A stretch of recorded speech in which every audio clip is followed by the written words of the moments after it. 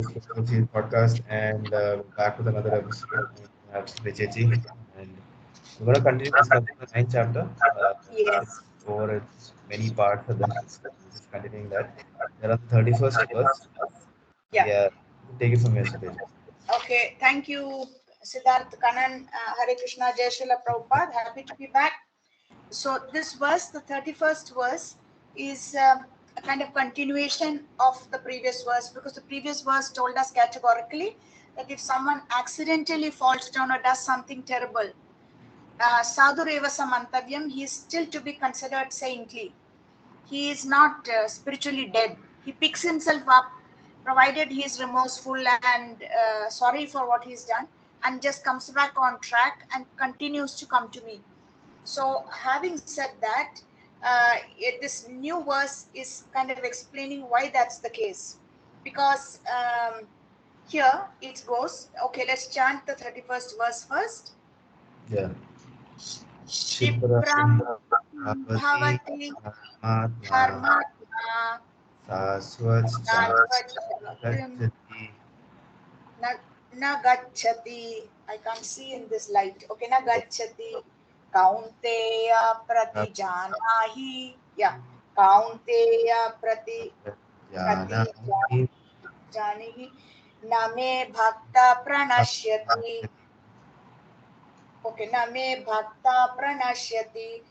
Uh, Once again, just by the way, today is Gita Jayanti. It's Yeah, yeah, the day traditionally the Gita is believed to have been spoken in Kurukshetra, and some temples are observing it today, some tomorrow. Again, Shipram Bhavati Dharmatma Sas Shashvat Shanti Shantim Gachati Gachati Kaunteya Prati Pratijanahi Janihi. Yeah, Name Name Bhakta Bhakta Pranashiti Shyati. Once more. Shipram Bhavati Bhavati Atma Sas Dharma Shashvat Shantim Gachati Sati Kaute Kaunteya Gati Jani Janahi Janihi Name Bhakta Name Bhaktan Pranashiti. Pranashyati. Okay. So before we read the translation, Shipra, this word is used a lot in local Indian languages, Shipra Kopi. Vishwamitra Muni was a Shipra Kopi. Shipra, very fast he'd become angry. So Shipram here just means very quickly. Bhavati Dharmatma, he once again gets situated as a righteous person. Remember, we are talking from the previous verse about the person, the devotee who is falling down. Shashvat Shantim Nigachati, and he also attains lasting peace. Kaunteya Pratijani Kaunteya Pratijanihi Name Bhakta Pranashyati. Kaunteya, it's another word, son of Kunti for Arjuna. This Pratijanihi really means declare it boldly. Name Bhakta Pranashyati. My devotee never perishes or is never destroyed. So, translation, please read. He quickly becomes righteous and attains lasting peace. O son of Kunti, declare it boldly that my devotee never perishes. Okay, so he quickly becomes righteous. Remarkable, because people asked why is Krishna.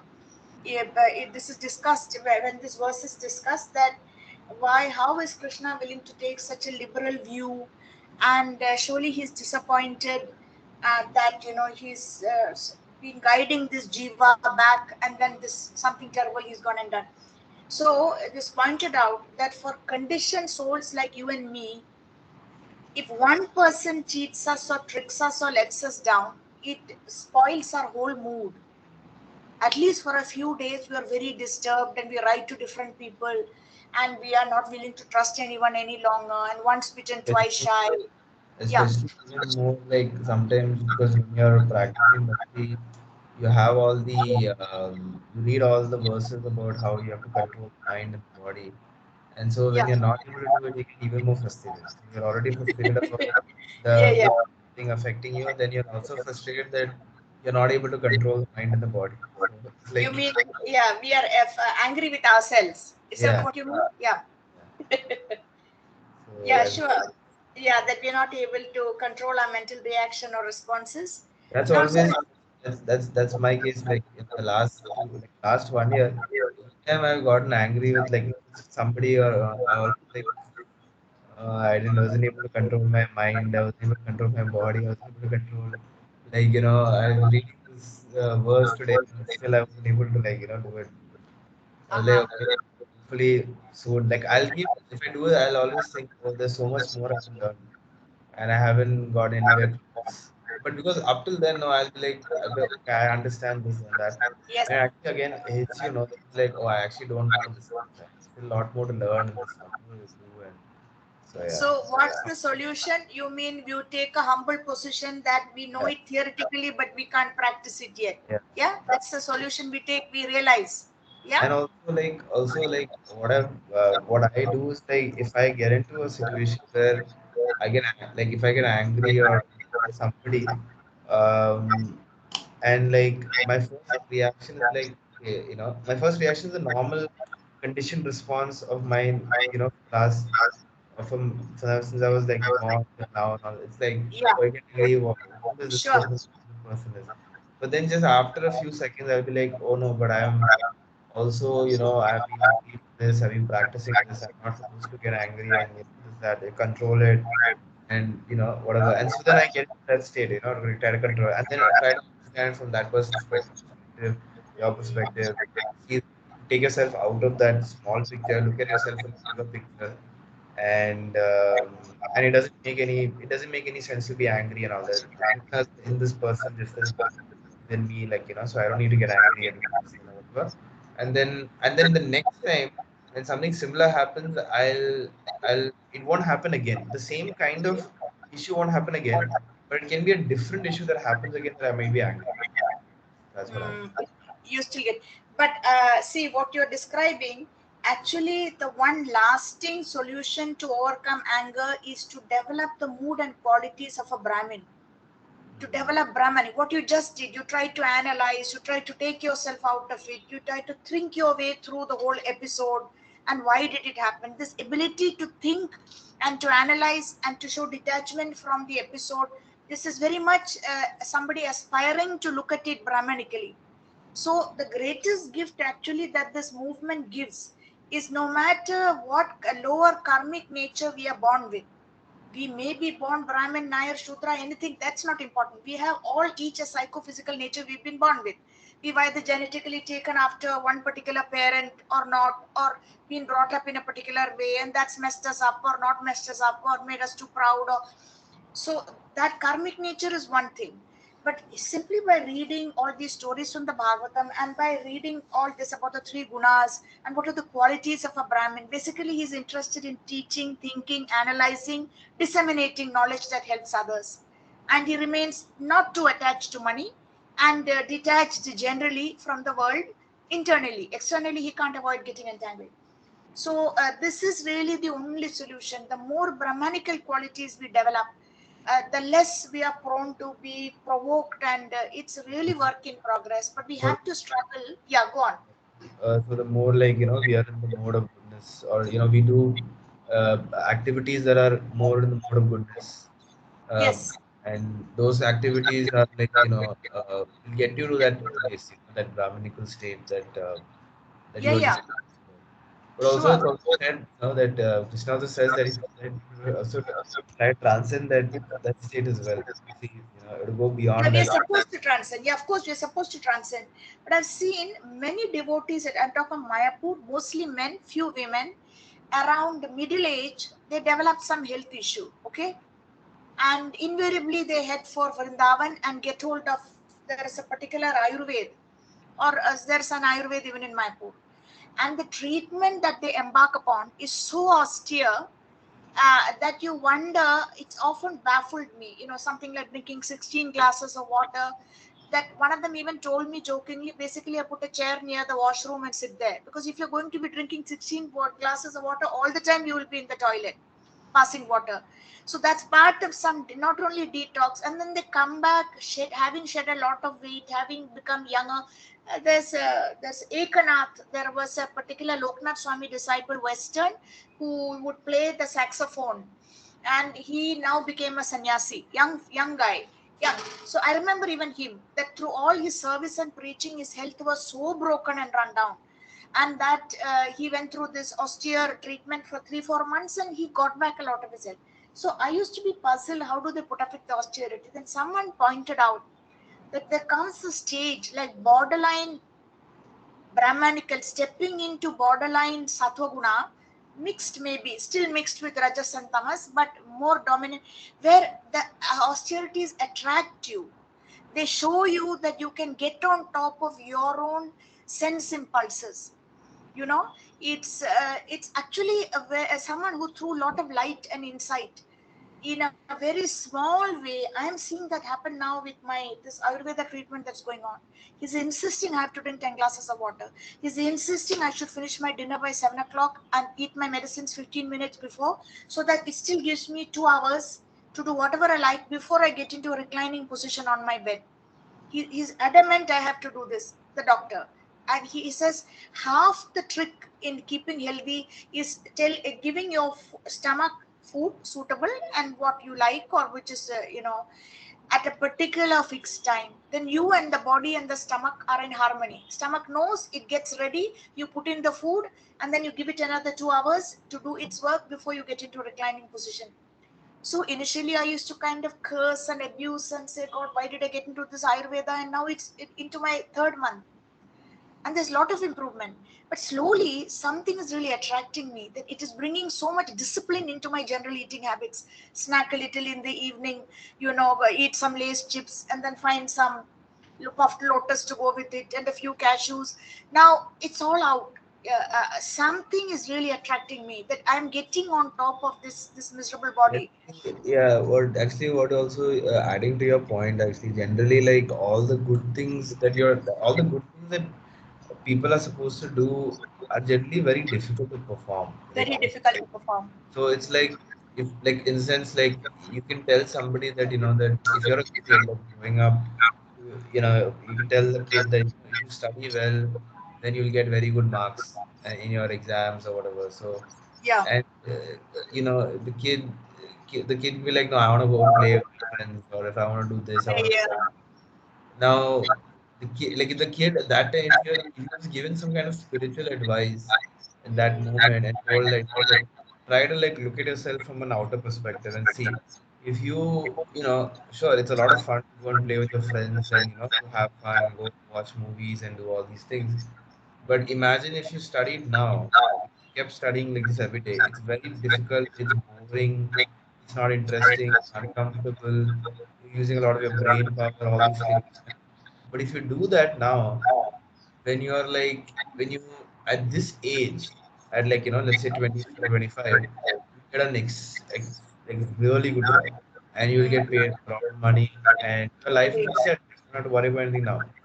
But like, if you try to convince the person to like look at it from a outer perspective, like take yourself outside of just for a minute, like imagine like you are not this body, and you are somebody else looking at your body, looking at your activities, Yes. and imagine yourself 20 years later and what you were doing and things like that.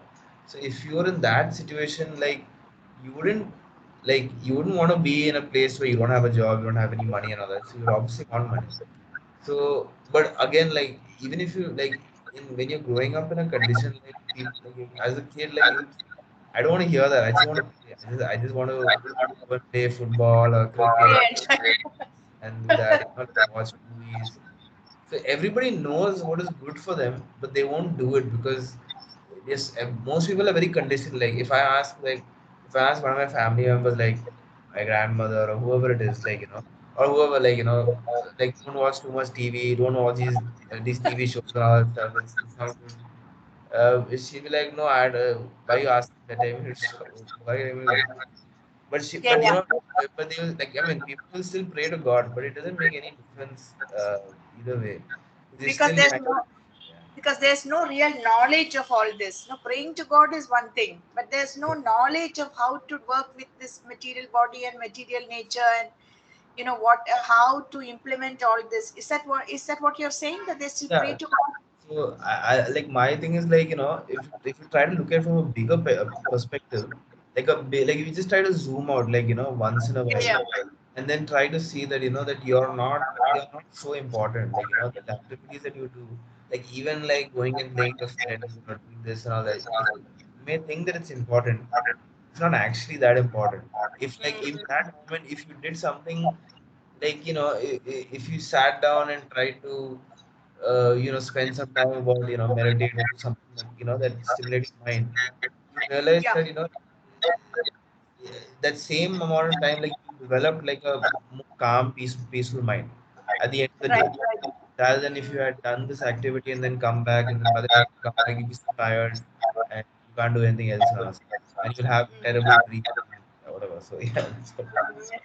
Yeah, we started this discussion saying that if one person cheats us, then we get, our mood is so spoiled, and it Yeah, lasts for days. Whereas for Krishna, even if one of his devotees lets him down or breaks the vows that he's made to a guru or representative of Krishna, whatever, Krishna can have multiple relationships with multiple devotees and followers at the same time simultaneously, very different.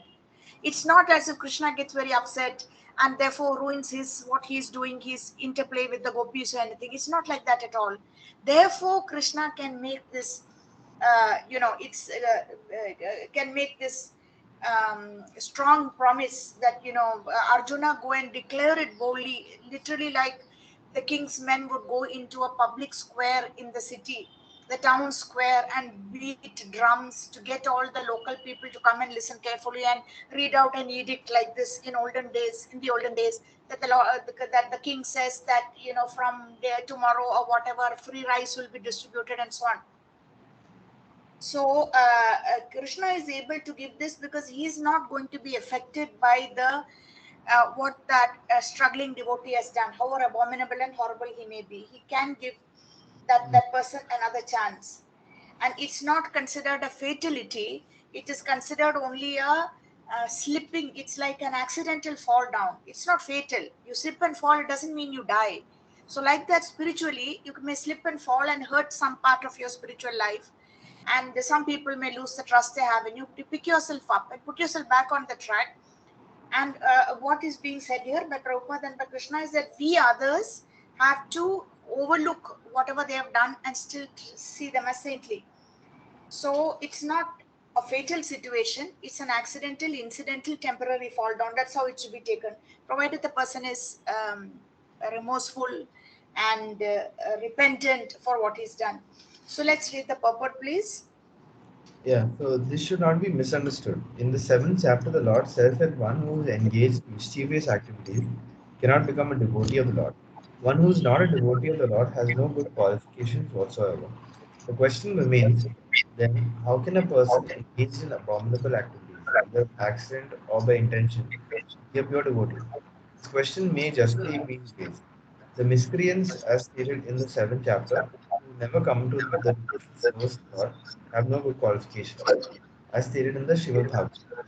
Generally, a devotee who is engaged in the nine kinds of devotional activities is engaged in the process of cleansing all material contamination from the heart. He puts the Supreme Personality of Godhead in his heart, and all sinful contaminations are naturally washed away. Continuous thinking of the Supreme Lord makes him pure by nature. According to the Vedas, there is a certain regulation that if one falls down from this exalted position, he has to undergo certain ritualistic processes to purify himself. But here there is no such condition because the purifying process is already there in the heart of the devotee due to his remembering the Supreme Personality of Godhead constantly. Therefore, the chanting of Hare Krishna, Krishna Krishna, Hare Krishna Hare Krishna, Hare Hare, Hare Rama, Rama Rama, Hare Hare. should be continued without stopping. This will protect a devotee from all accidental fall downs. He will thus remain perpetually free from all material contaminations. Okay, and in the previous verse, Prabhupada that said in the purport that the minute someone becomes a devotee and decides to opt for different priorities in life, even if they're somewhat limited, we are basically waging a war against the illusory energy, and naturally that maya or the material nature, material energy is going to hit back. It's not going to just stand and watch us escape its clutches. It's never like that. So why does he make Arjuna particularly go and declare to the whole world that my devotee never perishes, or there's nothing to be lost in becoming my devotee, even if you kind of fall down and let me down? Why doesn't he say it himself? Any clues? Any idea? Why particularly Arjuna? Because Arjuna has he's already blessed with all the good qualities. Like he Yeah, already has all the good qualifications, and he's already situated in like in a mode of goodness in one sense. So Krishna is looking at Arjuna and saying like it's almost like Krishna is looking at Arjuna and sort of saying like, you have this potential. You have this potential to like rise to this level, yeah, unlike anybody else around you. Like you are yeah, the one that is like, if you ask anybody else, everybody else is ready to fight, but you're the only one who has these doubts and about no nobody wants to kill your family members and all that stuff, but you're yeah. the one who's asking all these doubts because you're already situated in the mode of goodness. You already have good qualifications, and you're already a devotee, and so a devotee will naturally have good intentions and will come with good feeling also. But that's why, and Yeah. that's why Arjuna also is like, he's hesitant in that, and that's the reason why he's hesitant. So Krishna tells him that you don't have to be hesitant because you're already situated in mode of goodness and interact. I mean, that's my interpretation, but I don't know if that's Uh-huh. Right. Also, the commentators on this verse say Krishna is known to have broken his word in some cases. oh, Particularly, he promised that he wouldn't take up any weapons in the Mahabharata war. yeah. When he was going, then he was But going up to fight Bhishma. Bhishma, He because was already Bhishma had kind of, yeah, like vowed that if he is to be killed, which he knew he would be, it will only by the hands of Krishna. And so Bhishma gets into a kind of ferocious mood where he's going to destroy the five Pandavas, and therefore to protect the Pandavas, Krishna breaks his word. And so therefore people, especially in this situation, in this context, people may doubt it if Krishna declares, because they're going to later judge by what happened during the Bhagavad Gita. That's the reason why Arjuna is more blameless, to go out and declare that I am giving you a guarantee, I trust this person. It's like that always, isn't it? You're asking about a new kajal, the person will, the lady in the shop will tell you, try Himalaya kajal. I am telling you, I am telling you because I use it. I had a good experience with it. So like so that, that's yeah, that's always the issue where people will be like they'll always say that they're like based on how their experiences, how things are, that their experience, if their experience is good, then they will say it's good. But again, their experience is their experience. If somebody else has like a different experience, uh, then then you have to take that also into account. Like, I don't. It's very difficult actually. Like, this because as per like, how do you like one person may see one particular situation as good, nothing I wrong with that. agree. Somebody else will see it as like not good, and will like disagree with that. And so who's right, who's wrong? Both are like in one sense right, but yeah, like, but you can't say like one is good. Like, I mean, it's difficult to say one is good, one is bad. That's it. But in this particular scenario, like Krishna tells Arjuna, like, that he's trying to convince, he's trying to tell him like, you're situated, you're already got these good qualities. Like you're born in like a good family. Like you raised with all Yeah. these. You already raised all these good qualities, and so because you have all these good qualities, Yes. you're like you're very kind-hearted and nice by nature. So that's why, like, because you're kind-hearted and nice, you're asking these questions, like, you're getting these doubts. And this happens to like most people who are like, kind or nice, like, they'll have these doubts. They'll come to their mind, like, am I Uh-huh. doing this correctly? Am I doing this wrong? Am I hurting this person? Am I like not am I inconveniencing this person, like that? So you end up asking these, like, these questions will come up. So it means that you're situated in the mode of goodness. So you don't have to worry so much. You just have to do Mm, your activities. Even in that situation, also everybody else is like, you have, like. you have all the Pandavas and everybody. They're all exalted individuals and all that, but they're all like not having any doubts. They're just ready to fight. But Mm, Arjuna's like the only one who's like, who's very nice and kind and kind-hearted. That he's mm. kind of thinking like, am I doing the right thing? He's having a doubt in, That's am true. I doing the right thing? That's Is true. it, Mm. yeah, is it going against Dharma? What am I doing? Like, and so then I guess maybe that's the reason why like Krishna tells him like, don't get too worried. Just do what you have to Mm. do. Like, you Yeah, have to fight. And that is true. He's the only one of the Pandavas who seems to have all these doubts even about doing what is actually his duty. It is said in the first chapter that one, of course, is that he is soft-hearted, that he is, what is the word for it? Sinless. Anagha. Anagha. This name is very common and popular with girl children, babies now. But Anagaya. actually, it means a blameless and sinless person. And the other take on this is that he gets deluded. He is somehow of weak heart and not showing the clarity of mind that's required for a kshatriya to do his duty, because he gets deluded and he thinks he's going to do something wrong towards his guru and his senior uncles and so on. I like to think that he's like a very nice. I like to think he's just kind. I think he's just a very kind, maybe Soft sometimes a little bit person. naive, also maybe you could say, but he's generally very. Arjuna is like a very kind and compassionate That's person, why he's that's and why I he's think having all these difficulties doing this, right? yeah, That's what you're saying. and Mm. generally, if you're kind and compassionate, people will most likely try to take advantage of you. So That's true. Yeah, yeah, yeah. That's that's true what always. happens. So if you are kind and compassionate, like there are people who are not so kind and compassionate, they will look at it as like a weakness and try to exploit it. So he's just like, and because he's like kind, that's why Yeah. Krishna's like kind of approaching him in that friendly way. That because you're kind, I can approach you, I can talk to you, I can discuss with you and stuff. Other people, I'm not able to probably approach this comfortably and all. But with you, I can because you're kind and compassionate to people and stuff. So yeah, Yeah. yeah, that's how I look. Yeah, no, because they're very close, no? That 42nd verse in the 11th chapter after the universal form, the one you mentioned last time, Yeah, it says Sakiti Matva Prasabam Yaduktam He Krishna He Yadava He Sakiti.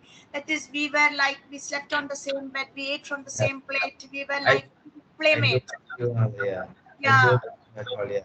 Yeah, we joked and laughed together, and now suddenly all this, you're showing the universal form, you are God, you are.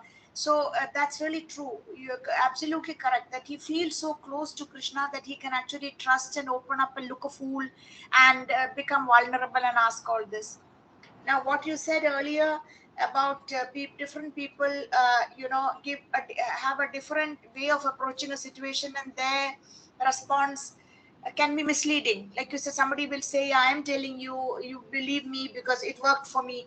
It's true. It doesn't necessarily mean it will work for the next person or other people. At the same time, in this modern world, this system of giving and posting reviews, you know it's often quite helpful, because you don't have to be completely guided by the review but different people's opinions, unless it is just some people are just crazily condemning and say rubbish, useless, that you can immediately make out.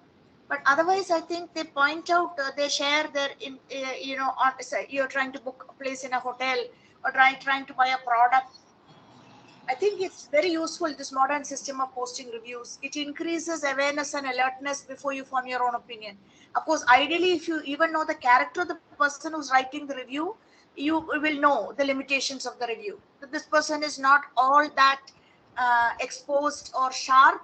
Some things would not have occurred to him or her. This other person is like always over critical, so therefore, he will always say only negative things like that. Because I'm just thinking that a neighbor's daughter apparently joined the MS University in Baroda, which is a very famous university. But I don't know if reviews were posted or she didn't.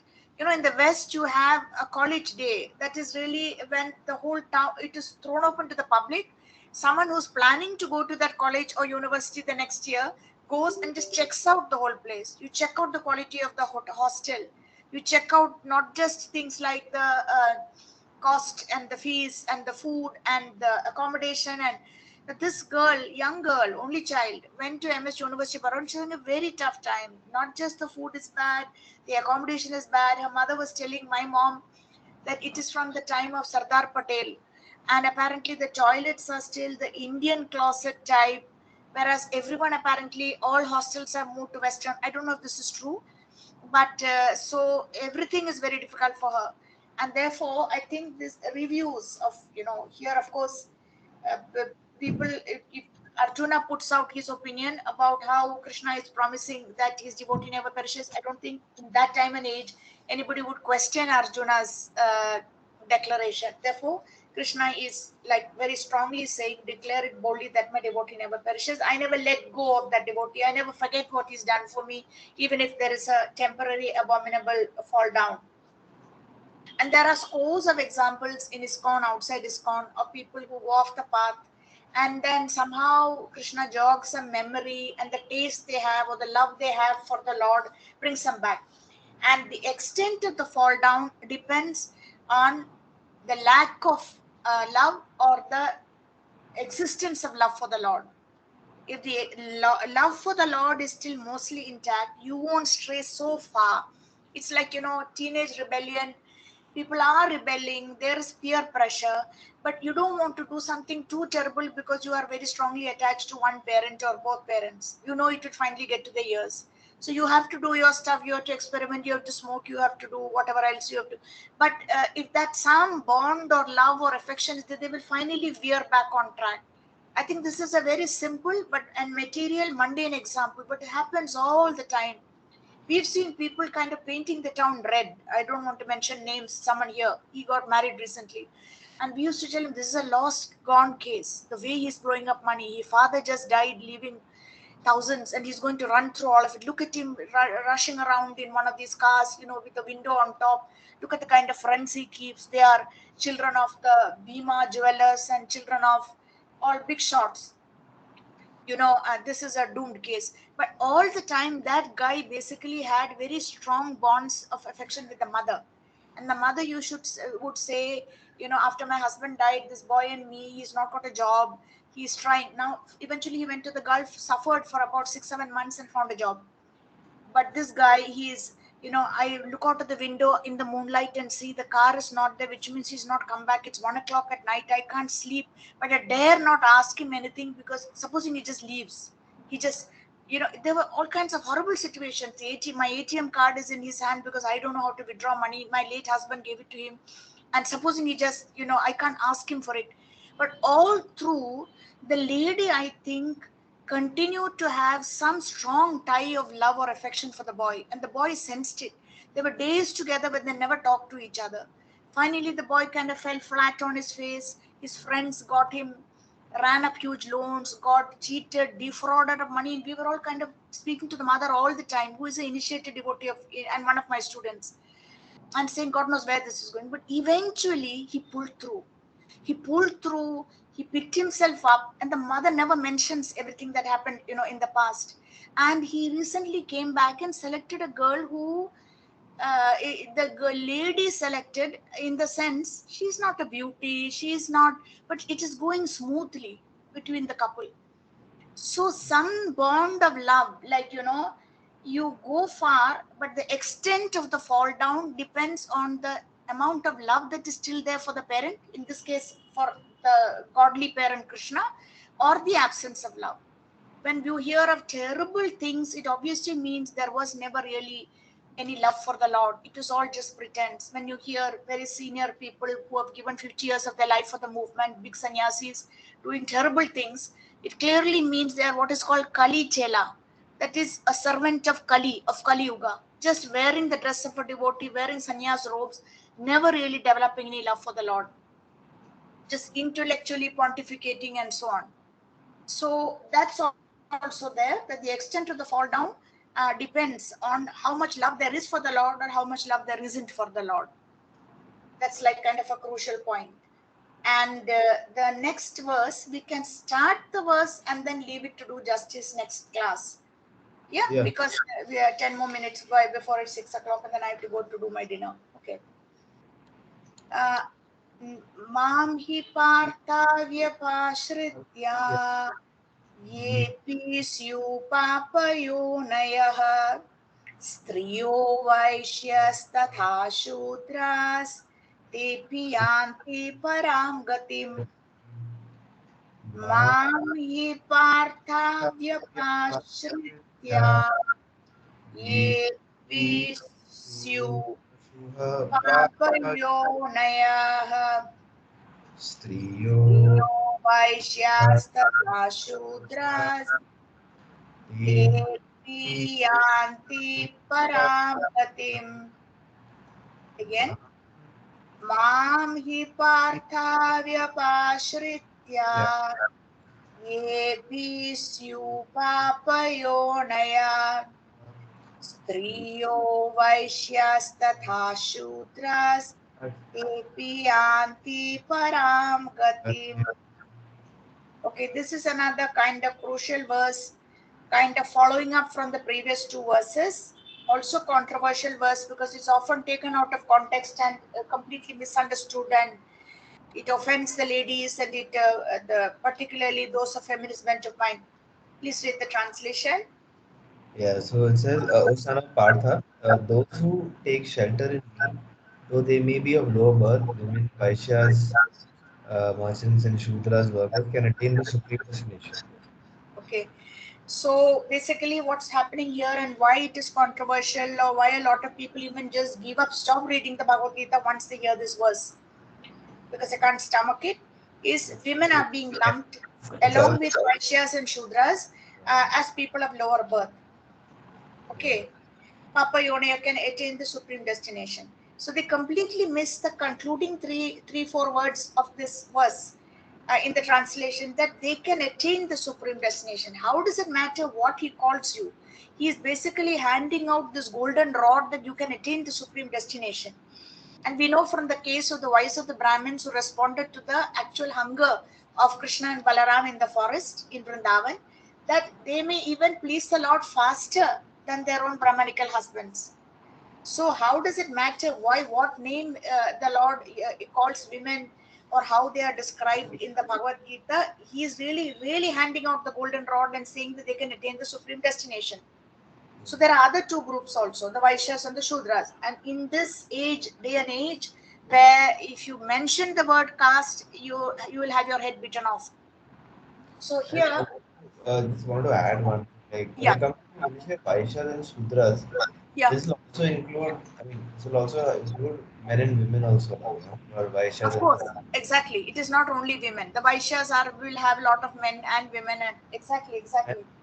and the thing is Correct. also, it's stated, I think in Chaitanya Charitamrita stated also many times, and also in Bhagavad Gita also, I think some places, and I think maybe even in Bhagavatam also stated like that, when it comes to, what is considered, I think, lower birth, it depends on like mostly the state of mind that you're in, or, so people who have Brahmanical qualities in those times, I mean, in the times like, we're talking about maybe 1,000, 2,000 years ago, Brahmins were like the people who could read the scriptures were only men, basically. So if you looked at it from that perspective, um, then yeah, it makes sense why we would say like why you would put, because women are not reading scriptures there. But now if you look at it, I mean, it doesn't make much. It's talking more. I think this verse is more also like talking about the particular time. Like, there was a certain age when, how things worked, and it's mostly about, people who had knowledge had access to all this information. And Yeah, so the people who had access to the information were not usually women, were not usually Vaishyas, were not Shudras. People who were, so it was only mostly Brahmins who had access to that's knowledge. true. That now. That So is true. That is true. about that That only. even if that path, absolutely that path of Upanayan and second initiation, or the Brahmin thread that is supposed to open the third eye inside you and give you divine insight and knowledge to the real. Even if all that is not available for you, those rituals and those higher privileges, still you can attain the supreme destination. So Vaishya Shudras are put along with women, and the important thing for us to remember is we have this karmic nature that we are born with.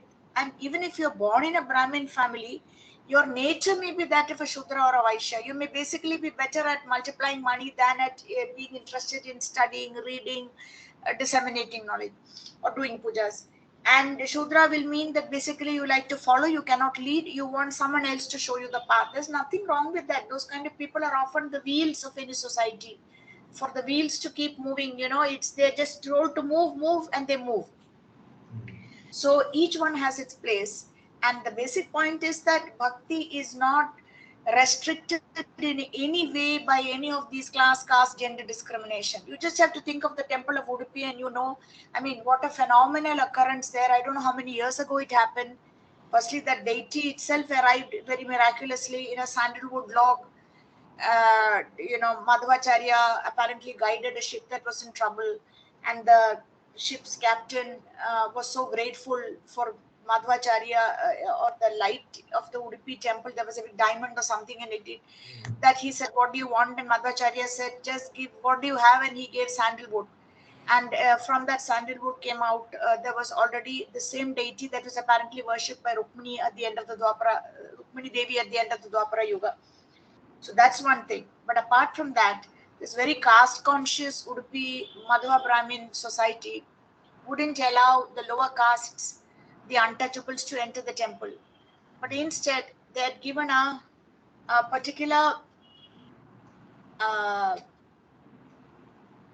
window in the rock wall, so that these untouchables could stand there and see the back of the deity. They were not considered good enough to actually see the beautiful face of the deity.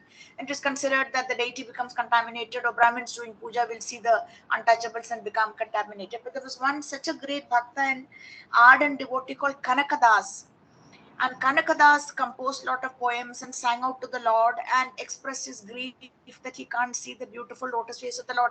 And in some one situation, the Lord literally turns around, and the establishment in Udupi, the temple, they were forced to carve out a new window and seal up the previous window.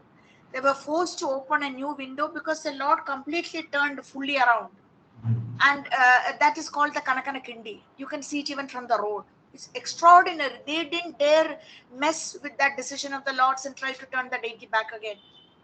So this is to show that bhakti, the Lord, this is one path where He is not concerned what caste you are born into. He will reciprocate according to the depth of your feelings. And there Uh, are so many such stories. yeah, and And now add to your point as well, like yeah, uh, this was like it talks about the lower birth, but it's like referring, like I said, like referring to a particular time. If you see in today's age, like in today's time, like all these classes, what is mentioned here, yeah. they're all considered, would be at now they would all be considered high birth, all of them.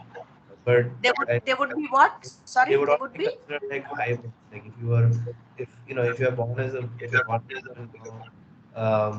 a, there's still like, you can be born in a very aristocratic family, and even if you're not born in an aristocratic family, like as long as you have an education, you can Yeah, attain. If yeah, anybody can, yeah, basically anybody can do anything they want now. But like yeah. if you're a merchant class also, Vaishya, you're still like it's considered now a very, if you're, it's like the business class in one sense, it's a very high class now. Right, right. You're a businessman, you're a very high class. In Shudras workers, like as long as you, if you have a job, that's more than enough. Like people are like, if you don't have a job, then it's like, that's a problem. But I think now in today's time, I think the what is considered, I think in today's age, uh, what is like lower class is none Yeah, of the things that are mentioned in this verse. But I think the point of the verse is like it's trying to say that whatever is considered to be lower birth, those people also can take shelter. So if you take in today's age, what is maybe considered lower birth would probably be like people who say like, all human beings now in one sense or the other have some equal kind of rights in some sense. There may be some exceptions here and there, but generally speaking, everybody has some rights. But so then, if you had to say what is considered a lower birth, you would probably say the next lower birth for a living entity would probably be an animal. If you had to like be born as an animal, like especially if you were born as like maybe an ant, or like if you were born as you probably have like maybe a lifespan is probably only maybe less than a day. You might die in like in less than a Yeah. day. So I think in as the age moves, also this classification of lower birth also changes according to the time that it is. So I think in one time it was like that maybe, but now I think what is considered lower birth also has changed in oneself, I feel. Okay, maybe, but what about groups like the Dalits and the really poor who are constantly harassed and live in terror and fear, and there's no peace of mind, even literally to think about the Lord? For I was someone sent me a video of an architect in Pune. I forget her name.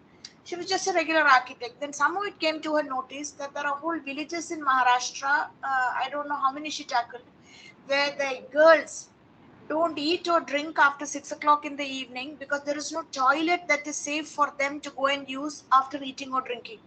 Hmm. There is no toilet attached to their houses. They have to go some distance, and in today's world either it is molestation or animals, or so they're so frightened, or snake bite and death. And she was just so shattered when she came to know this. She used all her architectural whatever knowledge to create really cheap and easy, um, not, I don't think it's western, it's the Indian closet style cubicles, that could just be fitted on to existing houses.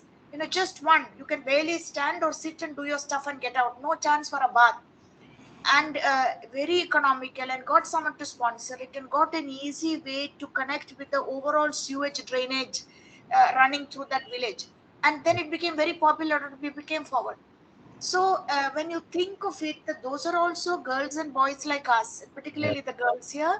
They don't have peace of mind to even go to the toilet after 6 o'clock. What are we to tell them about it? There are still, I think, people, when we say of lower birth, the people who are suffering so much.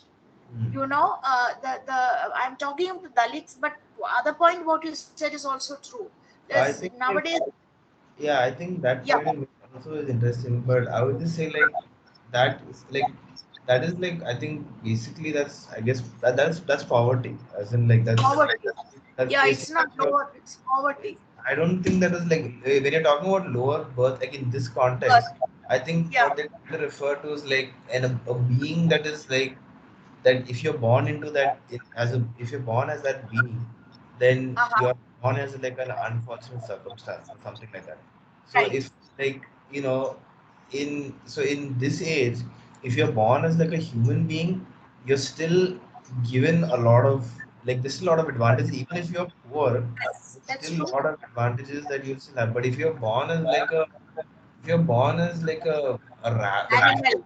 an animal, Uh, a rabbit or and yeah, an ant or something like that, you probably die in like one day. In just one day, you'll probably die.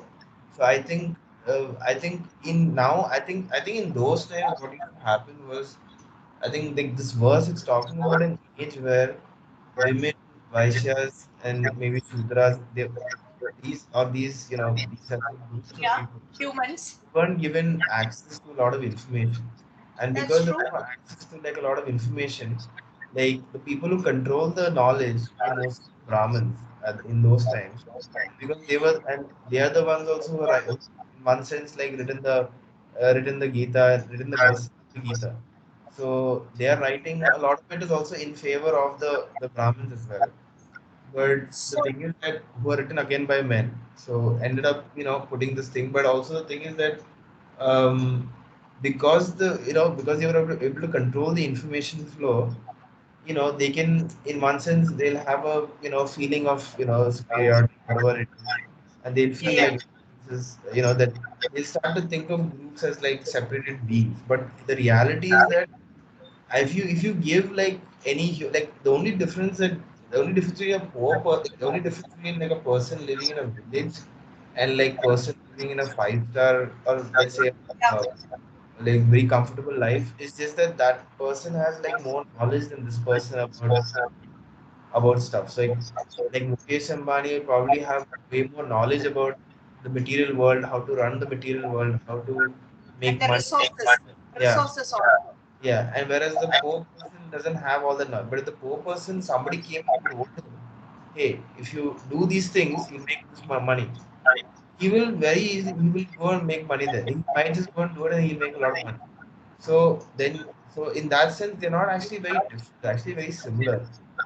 I would just say like, so that's why like, when it comes to like low birth, I think maybe like what Good is point. also referring to Yeah. is like trying to talk about a being or a living entity that is like, if you're born as that, then, I you, get your point. You're trying to situate this verse in a modern context, yeah, modern right? context, yeah. And you're saying in a modern context, it would, you're right to a great extent, that it would mean creatures who don't even get a human birth and don't get access to, Yeah, because otherwise, rich or poor, nowadays, this information is being made available. That I agree.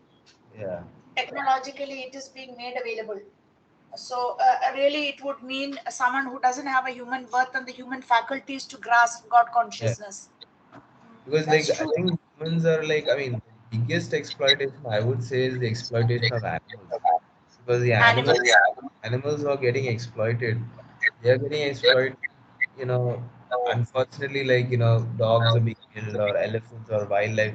They're like, there's Correct. an entire species, like the dodo species, just went extinct, completely Ha, ha, extinct. ha, ha. And Okay. then the cheetahs also were like cheetahs were so popular in India for hundreds of years and then became extinct. Cheetahs. Yeah, I heard. Yeah, yeah, I know. Now we've had to export cheetahs from Africa, bring them back to India, and put Import. them in the, sorry, yeah, Import.